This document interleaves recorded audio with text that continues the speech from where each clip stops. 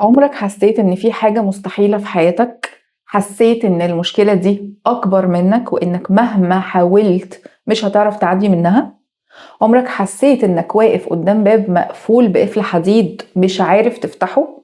حسيت إنك بتدعي كتير بس جواك صوت بيقولك هو ده ممكن أصلا يحصل؟ طب اسمعني كويس، انت مش محتاج معجزة، انت محتاج تعرف ربنا اكتر. لان لو في اسم دخل قلبك بجد هتشوف الدنيا بشكل تاني. هتبطل ترجع خطوة كل ما تخاف، هتبطل تتهز كل ما تسمع خبر، هتبطل تعيش اسير الاحتمالات والسيناريوهات، هتبطل تقيس ربنا بعقلك. وده اسم الله القدير. اسم الله القدير مش اسم عادي، ده اسم بيشيلك من الأرض للسماء، بيغير علاقتك بالمستحيل، بيغير معنى الدعاء في حياتك. يعني ايه القدير؟ القدير الذي لا يعجزه شيء أبدا، ولا يتعبه شيء أبدا، ولا يقف أمامه شيء أبدا. القدير يعني إن قدرة ربنا مش زي قدرة البشر. البشر بيقدروا على حاجات ويعجزوا عن حاجات تانية، يقدروا النهاردة وبكرة لأ، يقدروا في ظروف معينة ويعجزوا في ظروف تانية. لكن ربنا قدرته مطلقة. ربنا لما يقول للشيء كن فيكون، دي مش جملة بنسمعها وخلاص، دي حقيقة كونية، ده قانون ربنا في الأرض دي رسالة ليك انت بالذات وانت في عز تعبك. القدير يعني اللي يقدر يغير حالة قلبك من الحزن للفرح في لحظة، واللي يقدر يفتح باب رزق من حيث لا تحتسب، واللي يقدر ينجيك من موقف كنت فاكره نهايتك، واللي يقدر يطلعك من اكتئاب كنت فاكره هيكمل معاك سنين.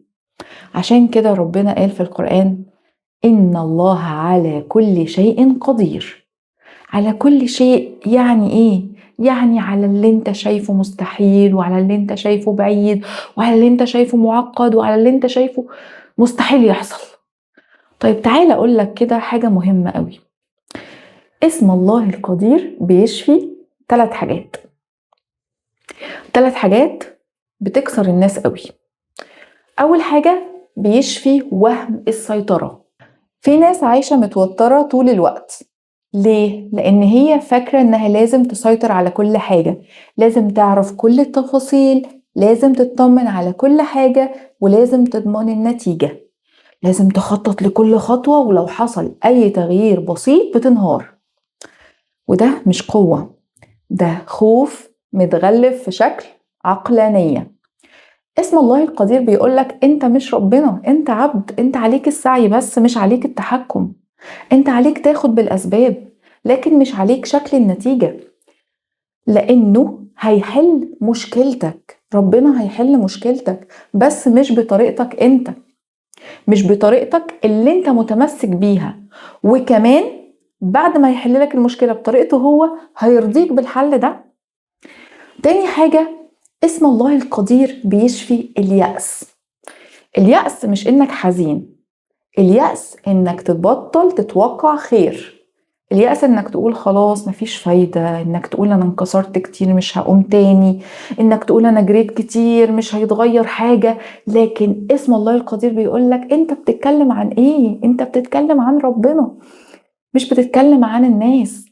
ربنا قادر يبدل الحال في لحظة، قادر يبدل ضعفك قوة، قادر يبدل خوفك أمان، يبدل حزنك بسكينة، يبدل خسارتك برزق، يبدل وجعك بشفاء، قادر يبدل ذنبك بتوبة. تالت حاجة، اسم الله القدير بيشفي الرعب من المستقبل. في ناس بتعيش مرعوبة من بكرة، من الفقر ومن المرض، من الوحدة، من الطلاق، من الفشل، من نظرة الناس، من خسارة الشغل، من ضياع الفرص. القدير بيقولك بكرة مش في ايدك، بكرة في ايد ربنا، انت بس خليك معاه. ليه اسم الله القدير مرتبط برمضان؟ لأن رمضان هو شهر القدرة، شهر ليلة القدر، شهر بتتغير فيه الأقدار، شهر ربنا بيوريك فيه قدرته بشكل عملي مش مجرد كلام. رمضان هو الشهر اللي ربنا نزل فيه القرآن، والقرآن هو أعظم معجزة باقية. رمضان هو الشهر اللي حصلت فيه غزوة بدر، يوم الفرقان. اليوم ده كان عدد المسلمين قليل جدا والعدو أضعافهم، ومع ذلك ربنا نصرهم.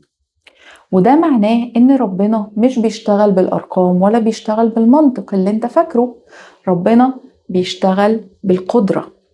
رمضان هو الشهر اللي ربنا فيه بيفتح أبواب الجنة وبيغلق أبواب النار وبيصفد الشياطين. يعني إيه؟ يعني ربنا قادر يغير البيئة اللي حواليك عشان يساعدك.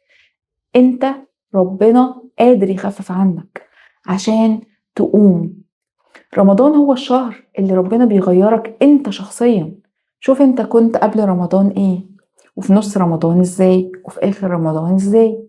انت بتبقى اقوى، بتبقى انضف، بتبقى اهدى، بتبقى اقرب، وبتبقى ارق. ده تغيير داخلي. مين اللي بيغيرك؟ القدير هو اللي بيغيرك.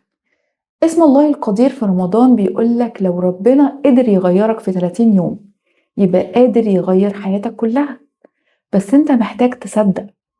تعالى بقى للجزء اللي بيوجع. في ناس بتدعي ومش بيحصل اللي هي عايزاه، لان في فرق بين ان ربنا قادر وان ربنا لازم يعمل اللي انت عايزه. ربنا قادر على كل شيء، بس ربنا حكيم. يعني ممكن يديك اللي انت عايزه وممكن يمنعه عنك رحمة بيك، وممكن يبدله بحاجة أحسن، لكن عمره ما يعجز. خلي دي قاعدة في قلبك، ربنا مش بيعجز. لو الحاجة اتأخرت يبقى فيه حكمة مش عجز، وده بيفرق نفسيا جدا. لأن أكتر حاجة بتكسر الناس إن هي تفكر إن ربنا سايبها أو مش قادر يغير. لكن ربنا قادر، لكن بيختار الوقت والطريقة اللي تنفعك. طيب ازاي تعبد ربنا باسم الله القدير؟ في رمضان هقولك 5 خطوات لو عملتهم بجد هتحس ان قلبك بيتغير. اول خطوة لما تدعي قول يا قدير قبل الطلب بتاعك. يا قدير ارزقني، يا قدير اشفيني، يا قدير اهديني، يا قدير اصلح زوجي، يا قدير اصلح اولادي، يا قدير فك كربي، يا قدير بدل حزني، يا قدير اخرجني من اللي انا فيه.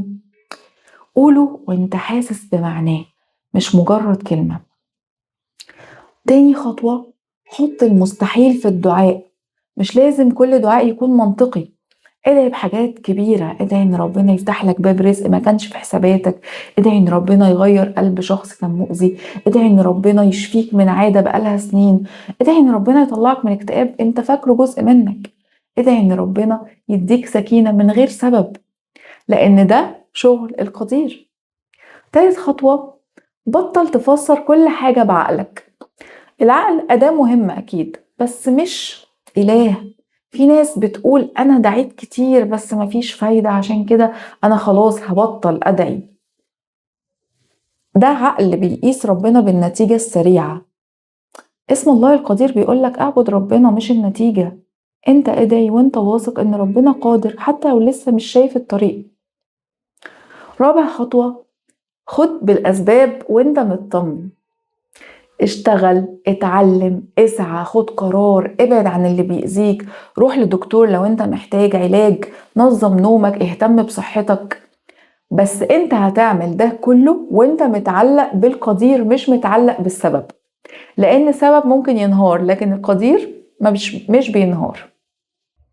خامس خطوة فعل اسم الله القدير في حياتك. خد خطوات تخلي قدراتك تتحسن. قوي نفسك، اتعلم، اتطور، لان انت ربك قدير وانت خليفته في الارض. فلو ربنا حط جواك شغف لشيء معين اتأكد انه حط جواك القدرة انك توصل له. خليني اختم بحاجة لازم تتقال. المشكلة مش ان ربنا مش قادر، المشكلة انك انت شايف نفسك صغير قدام المشكلة. وانت لما تشوف نفسك صغير هتشوف المشكلة كبيرة عليك وعقلك هيعجز انه يلاقي لك حل. لكن لما تشوف ان ربنا كبير هتشوف المشكلة صغيرة وهتلاقي الحل بيظهر لك بسهولة. اسم الله القدير بيقولك لو باب اتقفل ربنا هيفتحهولك، لو رزق اتأخر هيجيبهولك، لو قلبك اتوجع هيشفيه، ولو طريقك انت ضايع فيه هيهديك. لو ذنبك كبير هيغفره، ولو ضعفك مسيطر عليك هيقويك، لو خوفك كبر هيطمنك، لأن ربنا هو القدير. خلينا ندعي مع بعض. يا رب يا قدير يا من لا يعجزك شيء، اكتب لنا في رمضان تغيير يدهشنا، اكتب لنا فرج من حيث لا نحتسب، اكتب لنا شفاء من كل وجع، اكتب لنا رزق يوسع صدورنا، اكتب لنا طمأنينة تسكن قلوبنا، اكتب لنا قرب منك لا ينقطع، إنك على كل شيء قدير. لو الحلقة دي لمستك اكتب في التعليقات فرقت معاك ازاي.